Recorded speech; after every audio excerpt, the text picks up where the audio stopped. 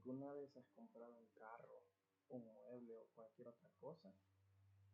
En ese momento, sin darte cuenta, participaste en un acto jurídico que el derecho civil define como tradición. Pero, ¿qué es exactamente la tradición? ¿Y cómo se diferencia de un simple acuerdo? Pues hoy en esta exposición desglosaremos este concepto fundamental del derecho civil para poder entender cómo la entrega de una cosa es mucho más que un simple acto físico, sino que un verdadero modo de adquirir el dominio. En ese sentido, uno de los temas relevantes de la dogmática en el derecho civil de todos los tiempos es lo que llamamos modo de adquirir el dominio. En el derecho romano clásico se define como la tradición, y vamos a entender esta como uno de los medios o modos para adquirir el dominio de una cosa. Entonces la tradición, el derecho romano clásico, la definía como la entrega física de un bien, lo que simbolizaba la transferencia de la propiedad de una persona a otra. Esta entrega podía ser material, por ejemplo, entregar una casa, o podía ser también simbólica, que sería entregar las llaves de un local. La tradición es fundamental porque establece un vínculo claro y directo entre las partes, que en este caso son quien transmite y quien adquiere la cosa. Una definición actual sobre el concepto de tradición es que dentro del derecho civil, la tradición es un modo de adquirir la propiedad de un bien mediante la entrega voluntaria de una cosa por su dueño a otra persona, con la intención de transferir el dominio. Para que ésta sea válida debe de existir un título traslaticio de dominio, como por ejemplo una compraventa y el acuerdo de voluntades de las partes para transferir y adquirir dicha propiedad.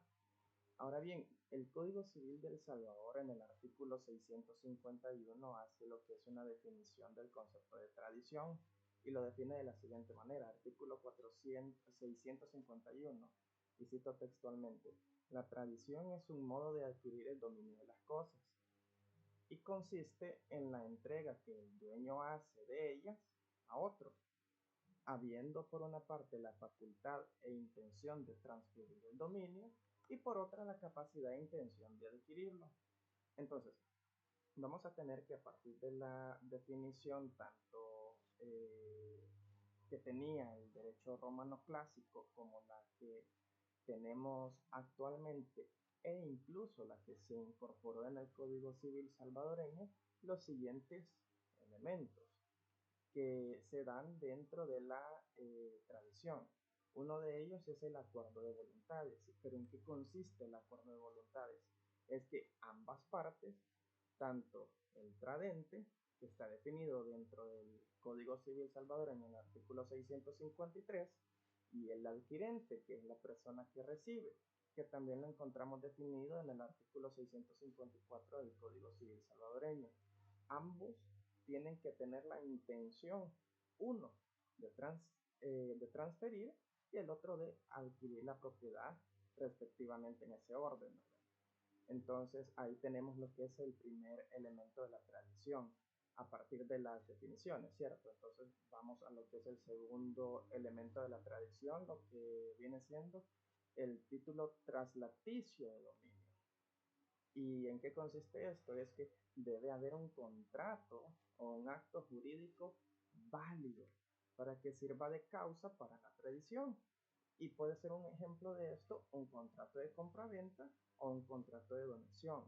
Este elemento lo vamos a encontrar definido y legislado en el artículo 656 del Código Civil salvadoreño. Otro de los elementos es la entrega de la cosa. Y vamos a entender como la entrega de la cosa la tradición concreta con la entrega material de la cosa. Y esta puede ser, como lo definimos anteriormente, física o simbólica. En el caso de que sea una entrega, puede darse, perdón, mediante las llaves de un almacén o de los títulos de propiedad. Y vamos a tener ambas clasificaciones sí, ambos definiciones, ambos apartados los vamos a tener conocidos como bienes muebles corporales y bienes inmuebles. Para el caso de los bienes muebles encontramos que la entrega de la cosa lo vamos a encontrar regulado en el artículo 665 del Código Civil y en el artículo 667 para la entrega de la cosa cuando se refiere a bienes inmuebles. El cuarto elemento del proceso de tradición sería la capacidad de las partes. ¿Y esto en qué consiste? Consiste en que el tradente debe tener la facultad de transferir el bien y la capacidad para realizar dicho acto de transferirlo. Por otro lado, el adquirente debe tener también la capacidad para celebrar válidamente la transacción. Y esto lo vemos definido también en el artículo 651 del Código Civil, donde en la última oración, en el último apartado, vemos que hace mención sobre la capacidad que tienen que tener cada una de las partes, ¿verdad? Entonces, ya vimos los elementos que conforman el proceso de tradición. Vamos ahora con las partes relacionadas dentro de este proceso. Y vamos a encontrar que básicamente son dos. El tradente, que va a ser la persona que transfiere la propiedad o el derecho, es decir, el dueño original de la cosa. Y el adquirente, que es la persona que recibe el dominio o derecho y que debe tener la capacidad, pues como lo mencionamos anteriormente, legal para poderlo adquirir. Vamos ahora a mencionar también los tipos de tradición. Dependiendo la doctrina que estemos ocupando, así va a ser los tipos de tradición que vamos a poder encontrar. Para este caso, vamos a ocupar literatura que nos hace referencia a tres tipos de tradición. La primera es una tradición real, que consiste en entrega física y directa del objeto. Una tradición simbólica, que consiste en entrega de un símbolo que representa la cosa. Es decir, una manera de entregarte una casa no necesariamente va a ser solamente entregándote la casa, sino que te pueden dar las llaves de la casa, lo cual las llaves representa ese elemento simbólico de la cosa, que en este caso es la casa. Vamos a tener otro tipo de tradición denominada tradición documental, la cual consiste en la entrega de documentos que otorgan el derecho a recibir la cosa. En este caso, pues puede ser un título valor, ¿verdad? Que de repente sea al portador, puede, para el caso de un ejemplo, ¿verdad? Entonces, se le hace la entrega de ese documento y pues ya la persona que recibe, en este caso el tradente, pues ya es dueño de ese título valor y de lo que él representa, ¿verdad? Los derechos y obligaciones que él representa. Asimismo, y como ya lo mencionamos, existen tradiciones para bienes muebles y para bienes inmuebles, las cuales van a tener elementos que los hacen semejantes y elementos que los hacen diferentes. Para el caso, comenzaremos con los que los hacen similares, perdón. Uno de ellos es el propósito. ¿En qué sentido?